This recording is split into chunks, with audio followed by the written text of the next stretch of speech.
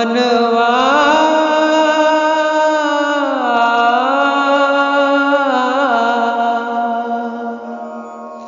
हरि सुमिरन कर लीजे।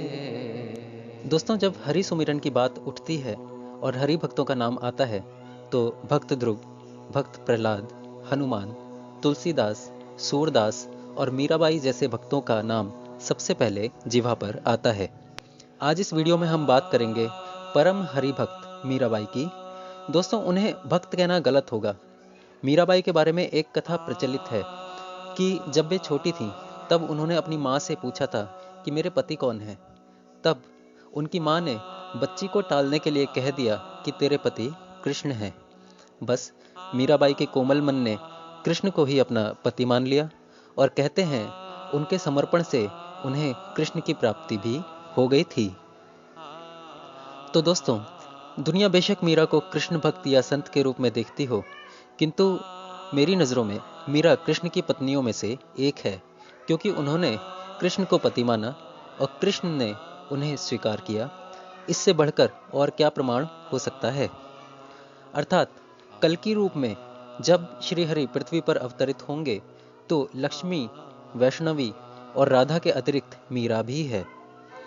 आप क्या सोचते थे कि कल्कि की केवल 2 पत्नियां होंगी, रमा और पद्मा? अगर आप ऐसा सोचते हैं तो आपके ज्ञान और भक्ति में कमी है, क्योंकि कृष्ण से भी बढ़कर कल्कि की लाखों पत्नियां हो सकती हैं।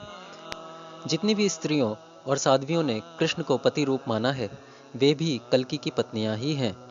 और चूंकि कल्कि ही सेकंड कमिंग है, तो सभी नन्स जिन्होंने जीसस को अपना पति माना है, वे भी कल्कि की ही पत्नियां हैं। दोस्तों, मीराबाई का जन्म वर्ष 1498 में कुड़की में एक राजपूत राजघराने में हुआ था। आज यह स्थान राजस्थान का भाग है। मीराबाई ने चूंकि बचपन से ही कृष्ण को अपना पति मान लिया था, उनकी इच्छा के विपरीत उनके शरीर का विवाह 1516 में मेवाड़ के युवराज भोजराज से कर दिया गया।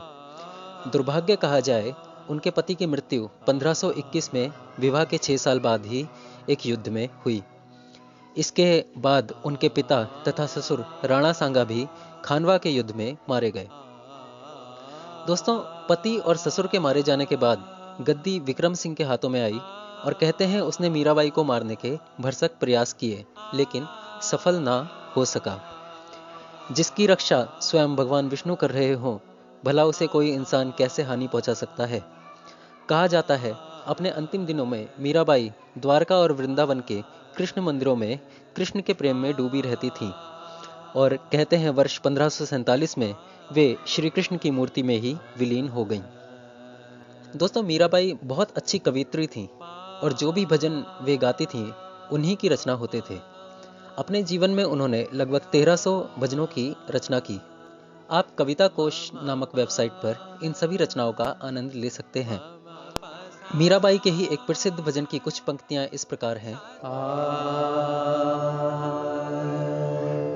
पायो जी मैं तो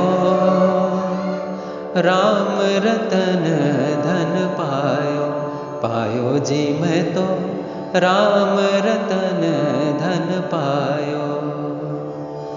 वस्तु अमोलक दी मर सत गुरु, वस्तु अमोलक दे मर सत गुरु, कृपा करी अपनायो।